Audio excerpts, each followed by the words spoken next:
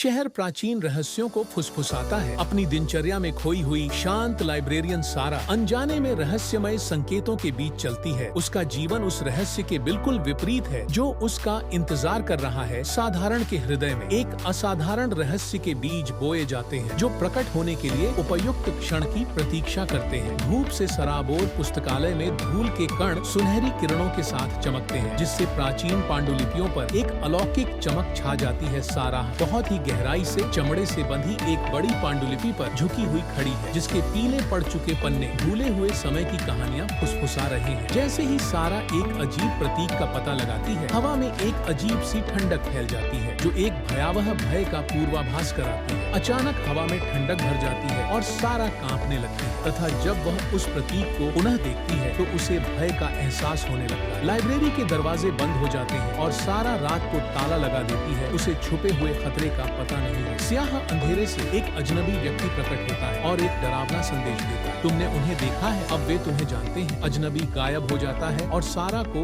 एक रहस्यमय चेतावनी के साथ अकेला छोड़ देता है, जिससे वह डर जाता है। धुंधली रोशनी में नहाती एक गुप्त सभा। सारा स्वयं को छायादार आकृतियों के बीच पाती है, जिनके चेहरे आशंका और भय से भरे हुए। नेता के अशुभ शब्द तनावपूर्ण वातावरण में गूंज रहे। प्रतीक वे सिर्फ चिन्ह नहीं, वे कुंजी। जब सारा पूछती है कि कुंजी किसकी है, जरेनिया, तो अनकहे रहस्यों का भार हवा में भारी रूप से लटकने लगता है। एक भयावह रहस्योद्घाटन के साथ नेता घोषणा करता है कि प्रतीक शहर के नीचे छिपी एक शक्ति की ओर ले जाते हैं। एक ऐसी शक्ति जिसे लंबे समय से भुला दिया गया है और जानबूझकर अपना दिया गया है। यह रहस्योद्घाटन कि वे न केवल इतिहास को उजागर कर रहे हैं बल्कि युद्ध में प्रवेश कर रहे हैं, समूह में भय की सिहरन पैदा कर देता है। रात के अंधेरे में सारा बारिश से भीगी शहर की सड़कों पर तेजी से दौड़ती है। उसकी उखड़ी हुई सांसें हताशा की तस्वीर बना रही हैं। उसके कंधे पर प्रत्येक नजर के साथ उसके पीछा करने वालों की छायादार आकृतियां उसके करीब आती जाती हैं, जो उसके दिल की उन्मत्त धड़कन को बढ़ाती है। उदासीन चेहरों के समुद्र के बीच से गुजरते हुए घबराहट अपनी पकड़ मजबूत करती जाती है। जैसे ही वह लड़खड़ाती है, उसका हाथ निर्मम ईंट से रगड़ने लगता है और धोखे का जाल उजागर होने लगता है। इतनी अच्छी कहानी के लिए आपका एक लाइक तो बनता है।